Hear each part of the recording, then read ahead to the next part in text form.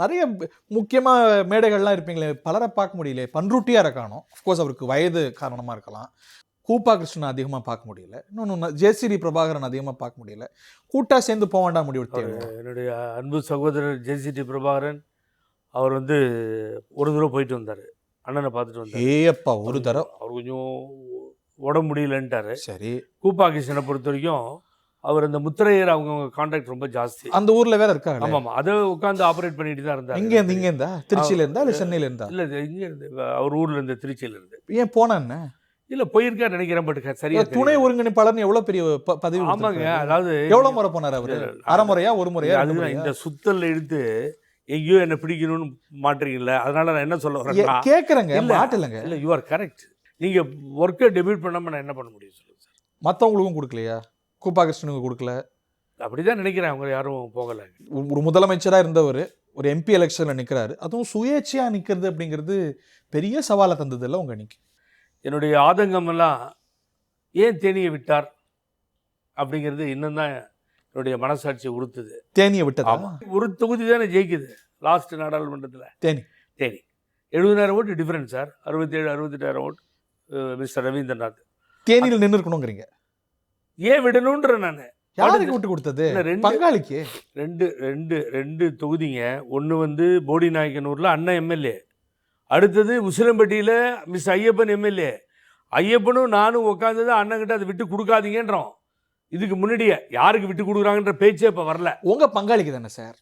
என்ன பங்காளிங்க? டிடிவி தினகரனுக்கு தானே விட்டு கொடுக்குறாரு. நீங்க சிபிஐ சிபிஎம் மாதிரி எங்க கூடிய அவர் முடிவு சகோதர இயக்கம். அவர் பிஜேபிக்கு போச்சுன்னா கூட நீங்க வருத்தப்படலாம், வேற ஏதோ கட்சிக்கு போச்சுன்னா வருத்தப்படலாம். நீங்க நகமும் சதயமா இயக்கக்கூடிய இயக்கம். நான் 1000 சொன்னா ஒத்துக்க மாட்டேன். ஒரு வேட்பாளர் மேல 108 கம்ப்ளைண்ட் இருக்கட்டும், அவர் சரியில்லைங்க, தொகுதிக்கு வரலீங்க, இப்படிங்க அப்படிங்கன்னு சொல்லி மிஸ்டர் ரவீந்திரநாத்தே திருப்பி அங்கே நிறுத்தியிருக்கணும். நிறுத்தி அவர் ஜெயிச்சிருப்பார். என்ன எங்க அப்பா ராமநாதபுரம், பையன் தேனியா? இல்லை சார், அவர் வேண்டான்னு முடிவுக்கு வந்து தொகுதியை விட்டு கொடுத்த பின்னாடி தான் அண்ணா ராமநாதபுரத்துக்கு போகிறாங்க. அந்த மக்கள் தேர்ந்தெடுத்திருக்காங்க சார் உங்களை. ஏன் அங்கே விட்டுட்டு நம்ம வேற இடத்துக்கு போகணும்? ஏற்கனவே தேர்ந்தெடுத்த இன்னொருத்தர் நிற்கிறாரு அந்த தொகுதிக்கு பரிட்சயமான ஒரு தலைவர். அந்த ஊர்ல நல்ல பேர் எடுத்து டிடிவி தினகரன் அவர் போய் நிற்கட்டும், ஜெயிக்கட்டும், வரட்டும். பட் அதுக்கு பின்னாடி லாங் டியூரேஷன் 14 வருஷம் கேப்பு. அதுக்கு பின்னாடி நீங்கள் நின்று ஜெயிச்சிங்க அந்த தொகுதியை. ஏன் விட்டு கொடுக்குறீங்க? ஏன் விட்டு கொடுக்குறீங்க சொல்லுங்க பாப்போம். அவரை உங்களை ஃபோர்ஸ் பண்ணி கேட்கல, அதுவும் தெரிஞ்சுக்கிட்டேன் நான். யார்? டிடிவி தினகரன் வந்து ஓபிஎஸ் ஃபோர்ஸ் பண்ணல. அல்லன் தான் வாலண்டியரா கொடுத்துருக்காங்க. அதை நான் தெரிஞ்சுக்கிட்டேன்.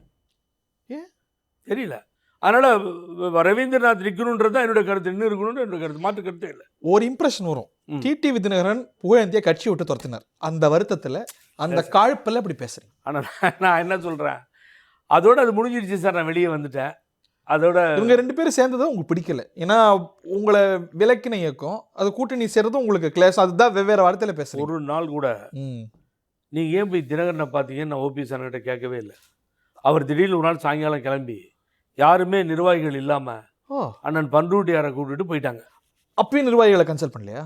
திடீர்னு போயிட்டாரு. வைத்திலிங்கம் போனாரா? இல்லை, போகலை.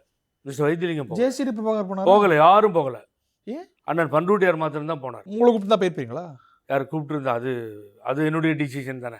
ரவிக்கு மீண்டும் வாய்ப்பு கொடுத்துருக்கணும் அப்படிங்கிறீங்க. இன்னொரு விமர்சனம் என்னன்னா, ஒரு முதலமைச்சராக இருந்தவர், 3 முறை முதலமைச்சராக இருந்தவர், ஒரு சுயேட்சை எம்பி கேண்டிடேட்டாக நின்று இருக்கக்கூடாது அப்படிங்கிற விமர்சனம். அது பல மாத்து கம்மியாக. நான் இங்கே ஒன்றை பதிய வைக்க எனக்கு தயக்கமே இல்லை, எனக்கு கவலையும் இல்லை அதை பற்றி. ராமநாதபுரத்தில் இவர் தனியாக நிற்கப் போகிறார் என்பது தெரியவே தெரியாது. உங்களுக்கு தெரியும்? 2ஆம் கட்ட தலைவர்கள் யாருக்கும் தெரியாது. அப்படிதான் ஆரம்பிக்குது. ராம்நாட்டில் நிற்க போறாருன்னு சொல்ல அவர் அங்கே அறிவிச்ச பின்னாடி தான் எங்களுக்கே தெரியும். நான் உண்மையை பேசிட்டு இருக்கேன். பன்ருட்டியார் தெரியுமா? அவரோட சொந்த பன்ருட்டியார் வந்து அவரோட கருத்து வந்து அதை ஆதரித்த மாதிரி எனக்கு தெரியல. பிஜேபி ரிக்வெஸ்ட் பண்ணிச்சோம். என்னன்னு கேட்டிங்கன்னா, ஆண்டவன் சொல்கிறான், அருணாச்சலம் முடிக்கிறான்.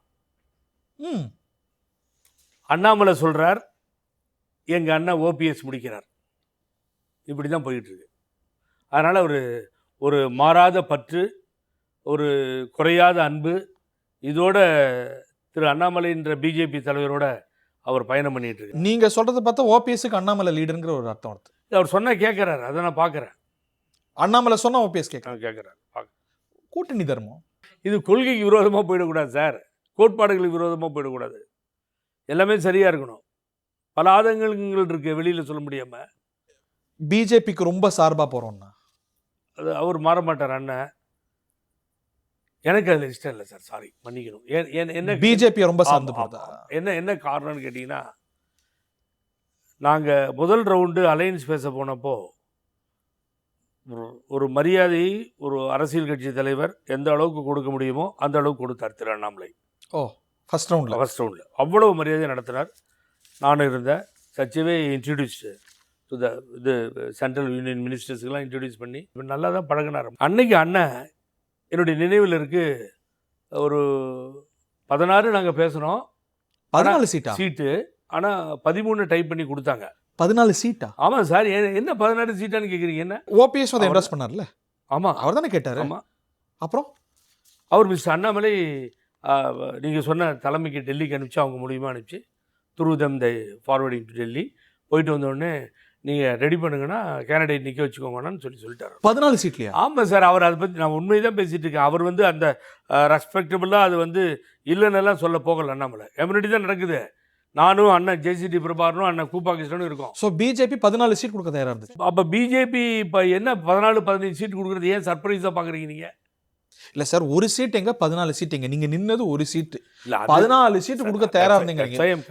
மலைக்கும் அடுக்குமான வித்தியாசம். அங்கே தான் வரேன். அதை ஏன் அந்த டிசிஷன் எடுத்தாருன்னு தெரியல. யார் அந்த டிசிஷன் எடுத்தது? அண்ணன் தான் எடுக்கணும். ஒருங்கிணைப்பாளர் ஓபிஎஸ் தான் எடுக்கணும். அதாவது 14க்கு பிஜேபி ஓகேன்னாங்க, இவர் ஒன்று போதுன்ட்டாரா? அந்த ஒரு சீட்டு அவர் டிசிஷன் எடுத்து போய் ராமநாதபுரத்தில் நிற்கிறது தெரியாது. நடுவில் என்ன நடந்துச்சு ஒன்றுமே தெரியாது. வாட் வாஸ் ஹேப்பன்ட் ஆகிடும். ஒரு தன்னகரற்ற தலைவராக அம்மாவால் முதலமைச்சர் 2 முறை ஆக்கப்பட்டவர், 3 முறை முதலமைச்சராக இருந்தவர், 10 முறை பட்ஜெட்டை சமைப்பது, இதெல்லாம் வச்சு ஒரு லீடராக நாங்கள் ஏற்றுக்கிட்ட அந்த தலைவர்கிட்ட ஒரு இடத்துல தான் போய் நில்லுங்கன்னு பிஜேபி சொல்கிறது வாய்ப்பே கிடையாது. இப்போ இவரே தான் தேர்ந்தெடுத்தாரா? அதுதான் எனக்கு தெரியல. அதில் ஒரு நியாயம் நீங்கள் பார்க்கலையா? இப்போ இன்றைக்கி நம்மக்கிட்ட ஒரு அமைப்பு இல்லை, ரெட்டையில் வர்ற மாதிரி இல்லை. அந்த ஒரு சூழலில் 14 இடத்துல 14 சின்னத்தில் நிற்க முடியாது, சுயேட்சையாக தான் நிற்க முடியும். ஸோ அப்போ என்ன ஆகும்? நிறைய காம்ப்ளிகேஷன்ஸ் வரும். ஒரு இடத்துல அன்னாசி பழம், ஒரு இடத்துல பலாப்பழம், ஒரு இடத்துல வாழைப்பழம் நிற்க முடியாது. ஸோ அப்போ ஒரு சாதுரியமான முடிவு எடுக்கிறார். நம்ம வந்து நம்மளுடைய ஸ்ட்ரென்த்து, எனர்ஜி எல்லாத்தையும் ஒரு இடத்துல ஃபோக்கஸ் பண்ணுவோம். அது ஒரு நல்ல ஸ்ட்ராட்டஜியாக உங்களுக்கு படலையா? ஏன் வருத்தப்படல? தேர்தல் ஆணையம் இல்லைன்னு சொல்லிச்சா உங்களுக்கு? ரெட்டல் உங்களுக்கு கூப்பிட்றாங்களா? கொடுத்துருப்பாங்களா? நீங்கள் டிஸ்பியூட் எப்போ ரைஸ் ஆகும் வரி? எனக்கு தெரியாமல் கேட்குறேன். டிஸ்பியூட் எப்போ ரைஸ் ஆகும்? இந்த இடம் உட்காந்துருக்கோம், இதில் பாதி உங்களுதுன்ட்டு பாதி என்னதுன்னு சொல்கிறேன், அதுதானே டிஸ்பியூட்டு சார். அதுக்கு நீங்கள் லீகலாக பேசுகிறீங்க. ரெட்டலை கிடைக்கும்னு சமிஞ்சை ஒரு பொலிட்டிக்கலாக கிடைச்சிருந்தா அவர் என்ன வேணாம். ஒரு 10-15 இடத்துல நீங்கள் கேண்டிடேட்டை போட்டு நீங்களும் ஏ ஃபார்ம் பி ஃபார்மில் சைனை பண்ணி சார், உச்ச நீதிமன்றம் இல்லைன்னு சொல்லிடுச்சு, தேர்தல் ஆணையம் அதான் தவறா சொல்லி தான் அவரை யாரோ மிஸ்லீடு பண்றாங்கன்றதுல மாற்று கருத்தே கிடையாது. செய்திகளை உடனுக்குடன் தெரிந்து கொள்ள உடனே சப்ஸ்கிரைப் பண்ணுங்க.